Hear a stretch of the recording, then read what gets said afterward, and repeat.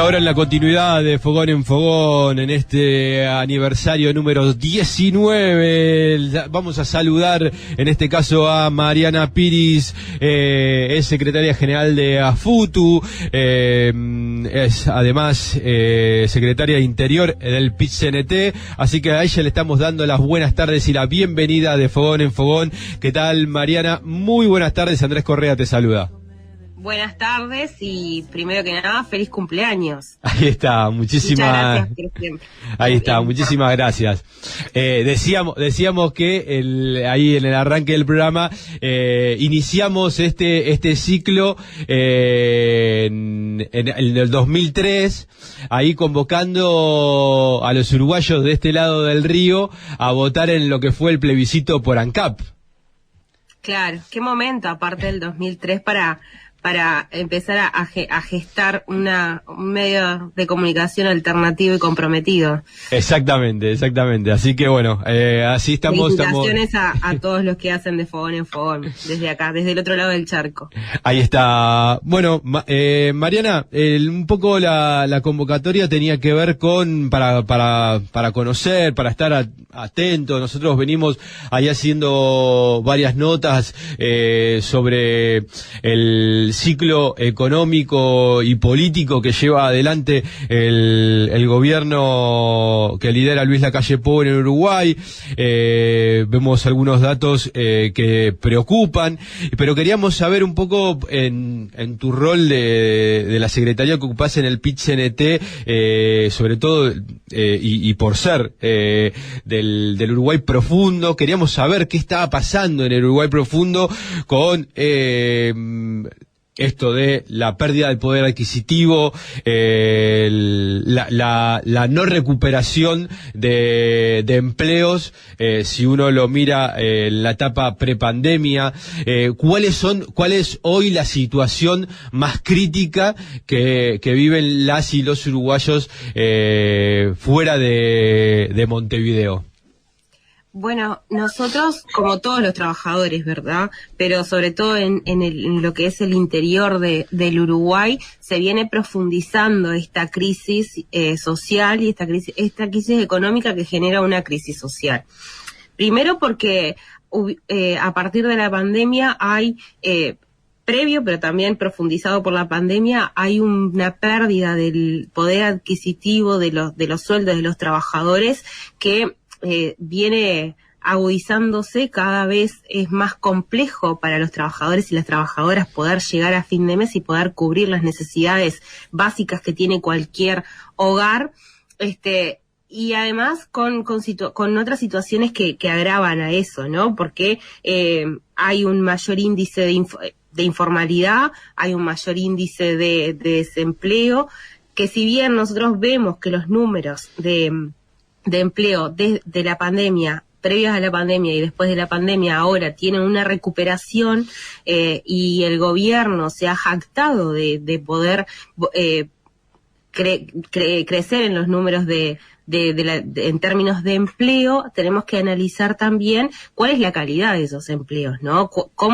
En qué empleos están las personas en el interior y sobre todo en el interior profundo. Y ahí nosotros tenemos un claro ejemplo de una política pública en términos del empleo, de la situación que están atravesando los uruguayos y las uruguayas, que son los jornales solidarios. Jornales solidarios es una política de empleo que hoy está implementando este gobierno, donde las personas se anotan en las intendencias para cubrir tareas varias, primero que nada, ¿no? No está claro ahí cuál es el trabajo concreto que realiza, hacen diferentes tareas, pero que además están en un nivel de precariedad y de muy complejo, porque tienen algunos jornales en el mes que llegaban a los 13.000 pesos, después tuvo una reestructura y hoy están alrededor de los 6.000, 8.000 pesos, y que claramente a nadie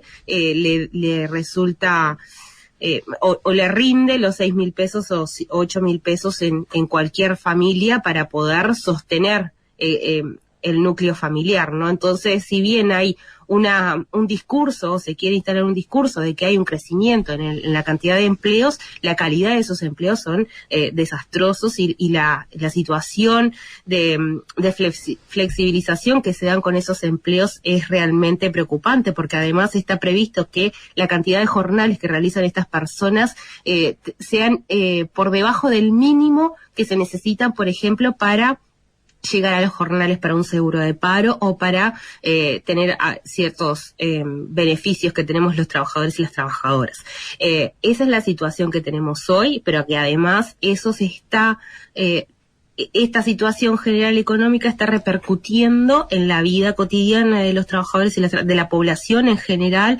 Hoy nosotros tenemos un alto índice o sea, vemos cómo ha crecido el índice de pobreza en nuestro país, pero sobre todo son sumamente, tenemos a 380.000 personas en la pobreza, sobre todo niños y niñas, y también hoy es alarmante los niveles de inseguridad alimentaria que tenemos en la población. Sabemos que de 1.000 hogares, 150 hogares hoy tienen una inseguridad alimentaria moderada o grave, y eso lo podemos decir en términos muy pomposos, muy jocosos, pero en realidad eso significa que hoy hay familias que no tienen ni siquiera un plato de comida asegurado al día, y que en el núcleo duro de esas familias que no tienen para cubrir las necesidades alimentarias se ubican en el interior del país, y sobre todo los índices más altos en lo que es el norte del país. Entonces, claramente hay una situación, una crisis económica que ya está teniendo graves consecuencias sociales, ¿no? Porque también se está constatando de que hoy hay niños y niñas y adolescentes que están por debajo del peso o de su talla esperable para su edad, justamente por el déficit alimentario que hay. Estamos en una situación que lo podemos relatar en una terminología que puede resultar, que a veces parece que es lejana, pero hoy nosotros estamos teniendo en el interior de nuestro país a niños, niñas, adolescentes y a los trabajadores y las trabajadoras que no tienen garantizado un plato de comida al día, y eso realmente, más allá de preocupante, es doloroso. Y al mismo tiempo no hay una política desde este Estado, desde este gobierno, de poder subsanar esto o atender esta situación, esta emergencia alimentaria que tenemos, ¿no? Al contrario, hemos sido testigos en este último tiempo de cómo se ha atacado a las organizaciones, a las personas que se organizan en torno a la solidaridad para cubrir las necesidades alimentarias, ya sean las ollas populares o los merenderos, ¿no? Vimos cómo hubo prácticamente casi una casa de bruja con la Coordinadora Popular y Solidaria por parte de las autoridades del gobierno, y uno se pregunta, bueno, ¿cuál es el rol que tiene que tener el gobierno? ¿Cuál es el rol que tiene que tener el Estado en esta situación de inseguridad alimentaria? ¿Es perseguir a las personas, al campo popular organizado para solucionar esto, o es el que tiene que encargarse de generar las políticas adecuadas para que esto no esté sucediendo? Esa es la realidad que tenemos, que además vemos cómo hay cada vez más a partir de, y después hago mención un poquito, pero cómo vemos también cómo hay una mayor arbitrariedad desde las empresas privadas hacia sus trabajadores, y así vimos cómo hubo un proceso de judicialización por tomar medidas sindicales en los trabajadores del frigorífico El Melo. Vimos cómo también hay una gran persecución de trabajadores en lo que ha sido Paysandú, y estas situaciones se están viviendo cada vez más, son moneda corriente o mucho más frecuente en el interior, y también vemos a partir de estos cambios o esta modificación de la ley de negociación colectiva que se está discutiendo y que hace poco, a principio de mes, obtuvo su media sanción en la Cámara de Diputados, como también hay ciertas empresas que están esperando esto, ¿no? Si bien los empresarios han dicho que no van a levantar las observaciones en la OIT porque estas modificaciones no atienden a sus reclamos, si bien favorecen a entrar o a ir hacia el próximo año a una novena ronda de consejos con un marco legal mucho más flexible, favorable a las empresas y no a los trabajadores, porque acá estamos perdiendo, si esto obtiene la sanción completa en senadores, estamos perdiendo derechos históricos consagrados del movimiento sindical como la ultraactividad, ¿no? Entonces todos los sectores privados van a ir a negociar de cero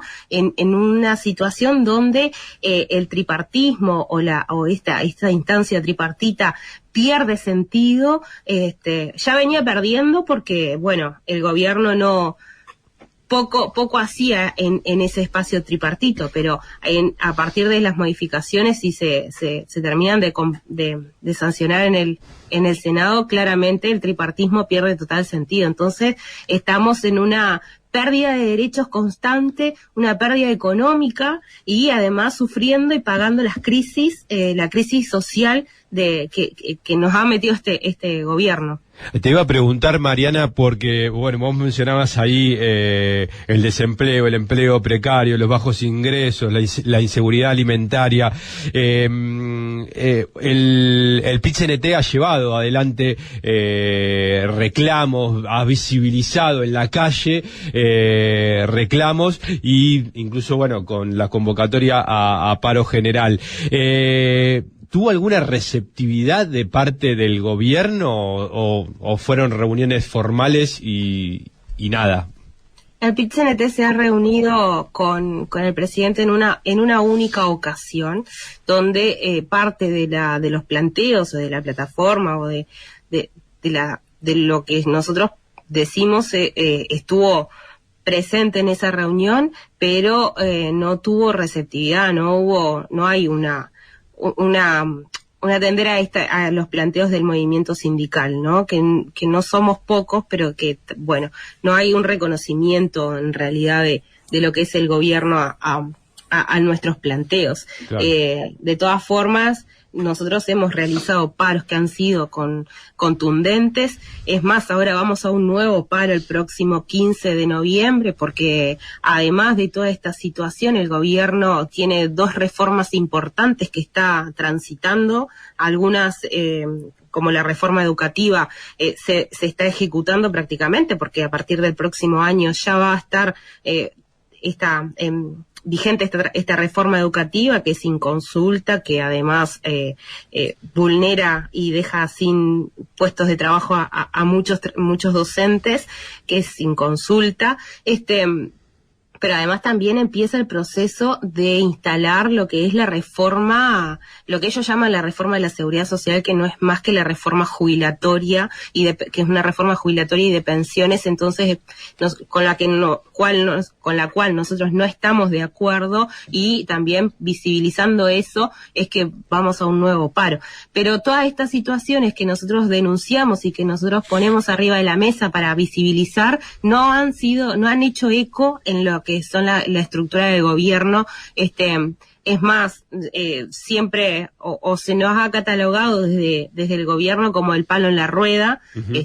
Y claramente que nosotros lo que estamos pidiendo no es cogestionar o cogobernar, sino que se atienda a los reclamos de la realidad que estamos viviendo hoy, que es esto que te decía previamente. Ahí está, estamos charlando con Mariana Piris, es secretaria general de AFUTU, ocupa la Secretaría de Interior del PIT-CNT. Te pregunto, Mariana, en este caso, por lo que significa el músculo sindical precisamente en el interior del país. ¿Cómo se enfrenta desde el interior y cómo se visibiliza en este caso y cómo es la recepción, qué es lo que les llega a ustedes, sobre todo del que ya ha perdido, digamos, el empleo, de quienes están en seguro de paro y quienes están en esto, digamos, en situación más crítica.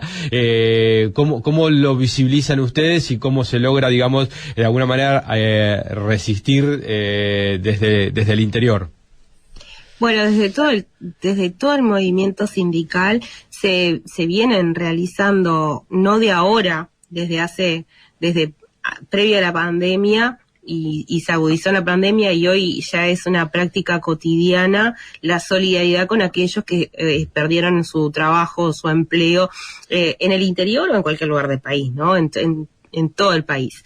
Y ahí hay sindicatos que se han puesto fuertemente en las campañas solidarias de recolección de alimentos, sosteniendo merenderos, sosteniendo lo que son las canastas solidarias para aquellos compañeros que se quedan sin trabajo y que tienen que aguantar la olla y que no tienen cómo, porque tampoco es que se quedan quietos, empiezan a buscar las changas en el territorio, y ahí es cuando crece estos índices de informalidad escandalosos que tenemos hoy, ¿no? Y que sobre todo esos índices de informalidad se dan en los departamentos fronterizos, que es una característica que hemos tenido siempre, pero que ahora la vemos agudizado, y que además es en donde está la mayor pobreza también, ¿no? Donde está concentrada la pobreza también en nuestro país.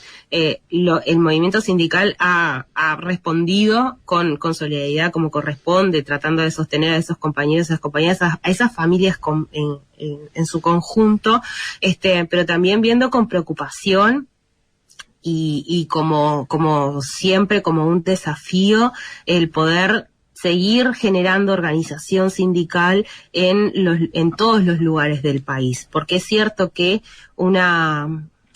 el afiliarse a un sindicato o tener una militancia activa sindical en el interior del país es un poco más complejo que en otros lugares o que en la capital, y también dependiendo de la rama de actividad, ¿no? Porque no es lo mismo los funcionarios públicos que, bueno, tienen capaz que un marco legal que los ampara un poco más en términos de estabilidad laboral que alguna rama de actividad del sector privado. Pero sigue siendo un desafío.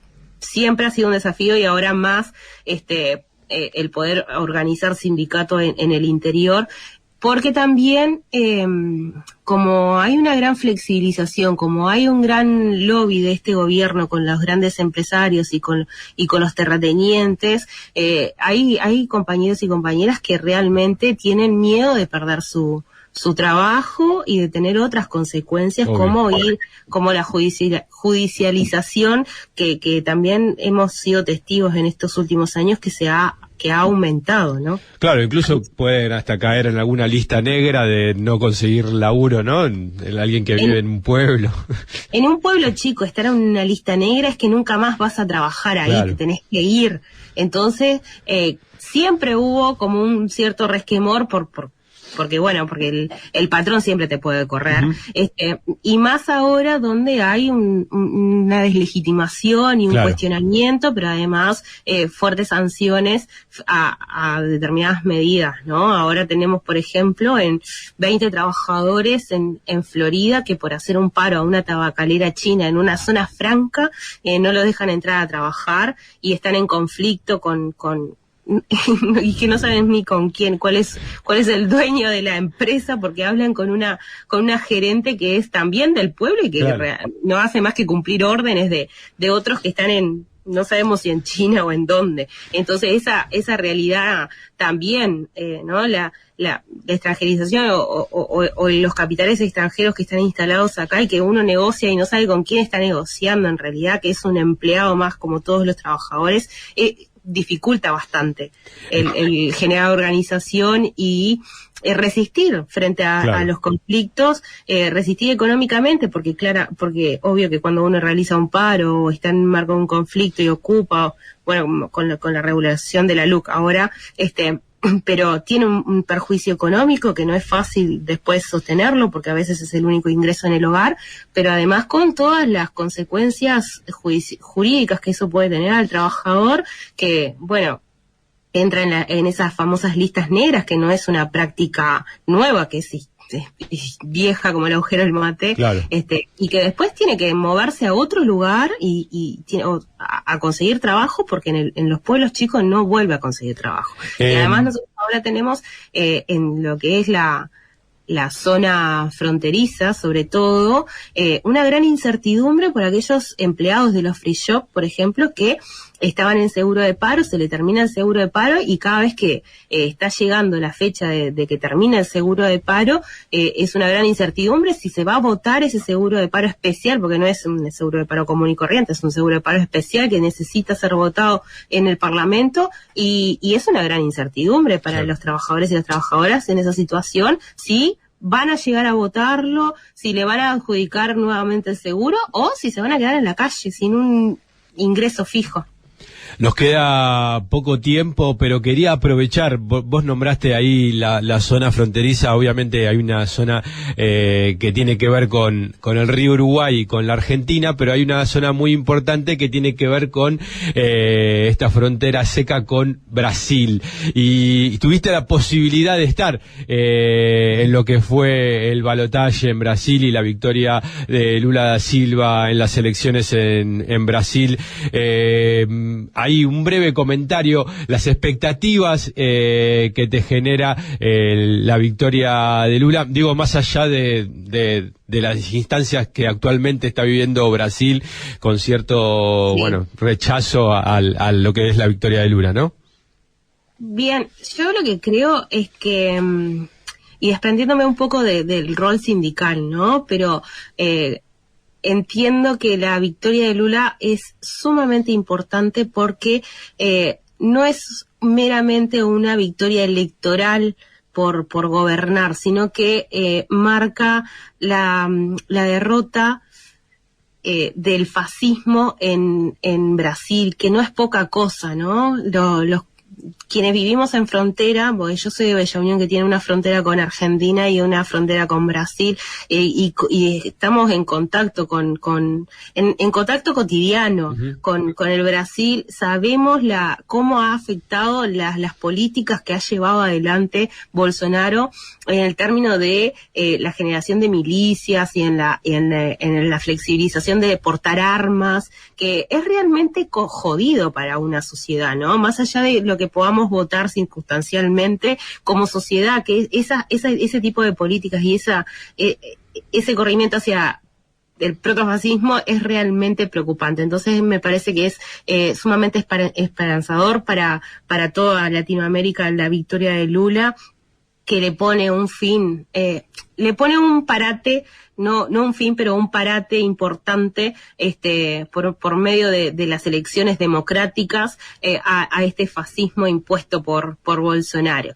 Y claramente hay un intento de desestabilización, ¿no? No iba a ser changa fácil el poder generar estos 2 meses de transición en lo que va a ser de acá hasta que asuma el 1 de enero, y es lo que nosotros vemos en las noticias, ¿no? A mí me tocó verlo cuando me iba hacia el aeropuerto, el corte de ruta por parte de los simpatizantes de Bolsonaro.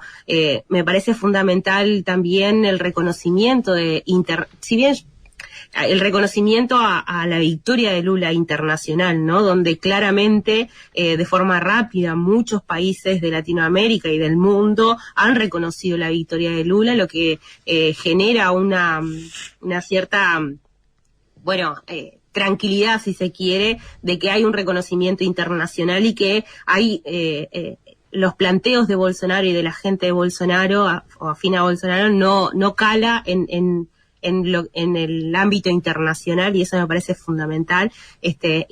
Estaremos expectantes a ver qué sigue sucediendo, pero creo que es una gran esperanza, porque además tenemos una conformación de gobiernos progresistas nuevos, no por Lula, sino por otros lugares como Colombia, como México, que esperemos que empiecen a jugar para que nuestra América empiece a disputar nuevamente, o empiece a entrar entrar en el mapa de la multipolaridad que existe, pero que sobre todo sabemos que cuando a nuestros vecinos grandes les va bien, a nosotros también nos va bien en cierta forma. Entonces estamos bastante esperanzados con el gobierno de Lula. Mariana Piris, te agradecemos muchísimo la participación y bueno, las gracias por el tiempo dispensado, y no va a faltar oportunidad para que nos sigamos encontrando y teniendo estas charlas. Seguramente que no. Muchas gracias por el espacio y volver a felicitarlos por el trabajo que realizan y que ese trabajo se perpetúe muchos años más. Ahí está, muchísimas gracias. Pasó Mariana Piris, secretaria general de AFUTU, secretaria de Interior en el PIT-CNT, comentándonos un poco de la visión sobre la coyuntura en el Uruguay. Nosotros ahora nos vamos a la tanda y después continuamos con más de Fogón en Fogón.